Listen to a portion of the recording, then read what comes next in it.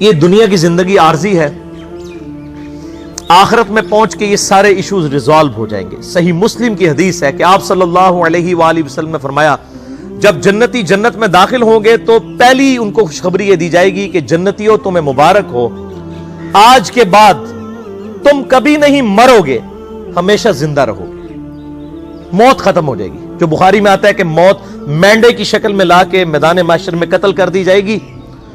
جنتیوں کے لیے خوشخبری ہوگی کہ اب ہمیں جنت سے نکالا نہیں جائے گا، اور دوزخیوں کے لیے اس میں عذاب ہوگا کہ ہمیں موت نہیں آئے گی۔ تو مسلم شریف کے الفاظ ہیں، پہلی خوشخبری جنت میں داخل ہو جانے کے بعد کہ مبارک ہو، آج کے بعد تمہیں کبھی موت نہیں آئے گی۔ نمبر 2، آج کے بعد تم کبھی بوڑھے نہیں ہوگے، ہمیشہ جوان رہو گے، 30 سال عمر رہے گی۔ نمبر 3، کبھی بیمار نہیں پڑو گے، ہمیشہ ہی تندرست رہو گے۔ نمبر 4، کبھی بدحال نہیں ہوگے، ہمیشہ خوشحال رہو گے۔ اور 5ویں خوشخبری تو سب سے اوپر ہے کہ آج کے بعد اللہ تم سے کبھی ناراض نہیں ہوگا، ہمیشہ راضی ہی رہے گا۔ جنت میں کوئی ایسا عمل نہیں ہوگا کہ جس کی وجہ سے اللہ تعالیٰ ناراض ہو۔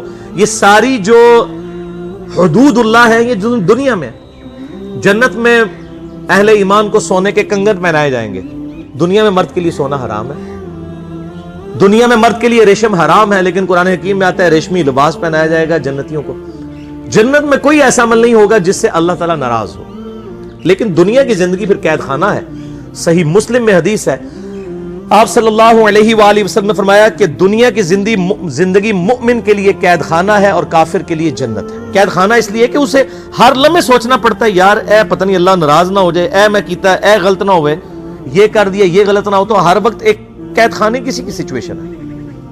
لیکن یہ دنیا کی چھوٹی سی زندگی دے کے آخرت کی زندگی لے لی جائے تو کوئی مہنگا سودا تو نہیں ہے۔ آپ دیکھ لیں کہ اگر کسی شخص کی زندگی 1 ارب سال ہو اور دوسرے شخص کی زندگی 1 ارب سال اور 1 دن ہو تو اس میں کوئی فرق نہیں، دونوں ارب سال ہی جی رہے ہیں، لیکن یہ 1 سال دنیا کی زندگی اور ارب سال کھرب سال آخرت کی زندگی۔ اگر کوئی یہ 1 سال کی یا 1 دن کی زندگی دے کے وہ ارب سال کی زندگی کما لے، وہ فائدے میں ہے، یا جو یہ 1 دن کی زندگی جو ہے اس کو عیاشی سے گزار کے 1 ارب سال کی زندگی گنوا دے۔ جو مسلم شریف میں حدیث ہے کہ دنیا اور آخرت کی مثال اس طرح ہے، کوئی شخص انگلی ڈبوئے سمندر میں، جو پانی لگتا ہے انگلی کے ساتھ وہ دنیا کی زندگی ہے اور سمندر آخرت کی زندگی۔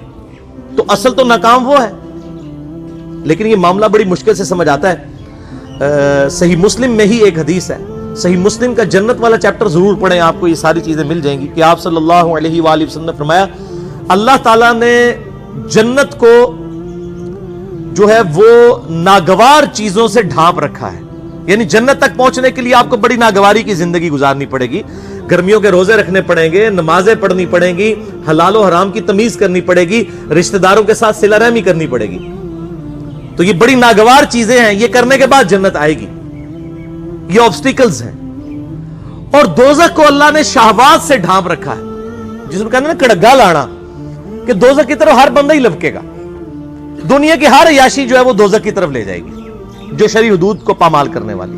اور اس کی تفسیر میں حدیث ہے، جامعہ ترمذی، سنن نبی داؤد اور سنن نسائی کے اندر بڑی مشہور حدیث ہے۔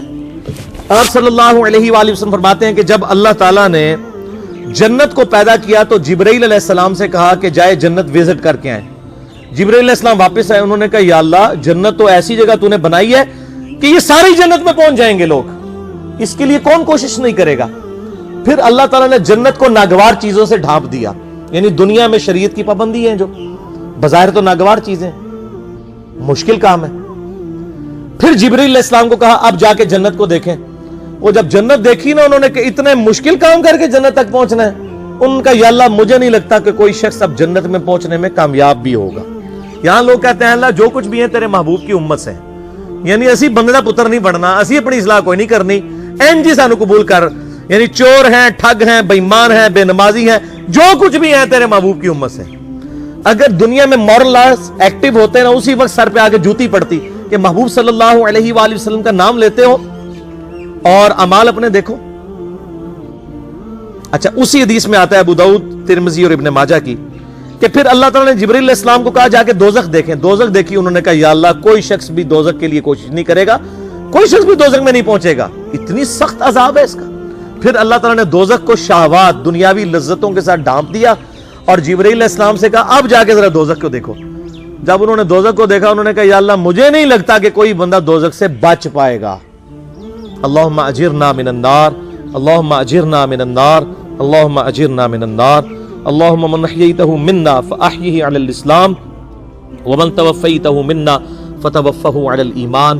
آخری حدیث بھی صحیح مسلم کی ہے, مجھے ضمناً یاد آ گئی اس حوالے سے کہ آپ صلی اللہ علیہ وآلہ وسلم فرماتے ہیں کہ دنیا میں جس نے اللہ کی تابع فرمان بن کے زندگی گزاری ہوگی, مشکل کی مفلسی کی زندگی گزاری لیکن اللہ کی نافرمانی نہیں کی, قیامت والے دن اللہ تعالیٰ فرشتوں سے کہے گا کہ اسے ذرا ایک پھیرا جنت کا لگواؤ.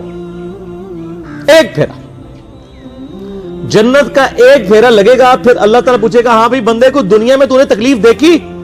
وہ کہے گا یا اللہ تیری عزت کی قسم میں نے دنیا میں کوئی تکلیف نہیں دیکھی.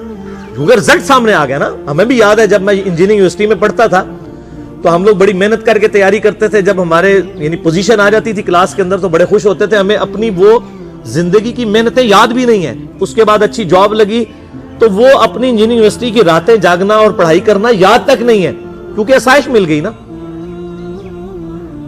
رزلٹ سامنے آ گیا. پھر جس نے دنیا میں بڑی مزے کی زندگی گزاری ہوگی اور اللہ کو رسپانس نہیں کیا ہوگا, اللہ تعالیٰ فرمائے گا اس کو ذرا دوزخ کا ایک پھیرا لگواؤ نا. فرشتے دوزخ کا ایک پھیرا لگوائیں گے نا. پھر اللہ تعالیٰ پوچھے گا بندے کو دنیا میں خیر دیکھی؟ وہ کہے گا اللہ تیری عزت کی قسم میں نے دنیا میں کوئی خیر نہیں دیکھی. دنیا کی ساری آسائشیں بھول جائے گا, ایک پھیرا دوزخ کا. ادھر لوگ کہتے ہیں خیر ہے جی پھیرا ہی لگے گا نا, پھر جنت ٹوری جانا ہے. یہ پھیرا کہنا بڑا آسان ہے. یہ جو لوگ یہ کہتے ہیں نا ان کو کہیں کہ آپ ایک منٹ کے لیے صرف موم بتی کے فلیم پہ ہاتھ رکھ کے بتائیں. آپ اتنے وثوق سے یہ بات کرتے ہیں. اس سے بھی بڑھ کے میں یہ بات کروں کہ اگر آپ کو کہا جائے کہ فجر کی نماز چھوڑنے پر فجر سے ظہر تک آپ کو ایک 10 بائی 10 فٹ کے کمرے میں صرف ایک پھیرا لگے گا فجر سے ظہر تک کا, جس میں 1000 کوبرا سانپ ہوں گے, 1000 بچھو ہوں گے, ایک پھیرا ہی لگنا ہے, کوئی تیار ہو جائے گا؟ کانپ اٹھیں گے تصور سے. اب آخرت چونکہ سامنے نہیں ہے نا, اس لیے کہتے ہیں خیر ہے جی پھیرا ہی لگے گا. اللہ معافی دے, ہمیں تو اللہ سے دعا کرنی چاہیے کہ اللہ تعالیٰ بلا حساب و کتاب ہمیں جنت میں داخلہ عطا فرمائے اور ہماری غلطیوں سے درگزر فرمائے. اس معاملے میں اللہ تعالیٰ سے کبھی بھی اس قسم کی بات نہیں کرنی چاہیے کہ ایک پھیرا ہی لگے گا. نہ میرے بھائیو, ہم تو ایک پھیرا کیا ایک سیکنڈ بھی برداشت نہیں کر سکتے. بخاری اور مسلم کی متفق علیہ حدیث ہے کہ آخرت کی آگ دنیا کی آگ سے 70 گنا زیادہ تیز ہے. ہم تو دنیا کی آگ برداشت نہیں کر سکتے.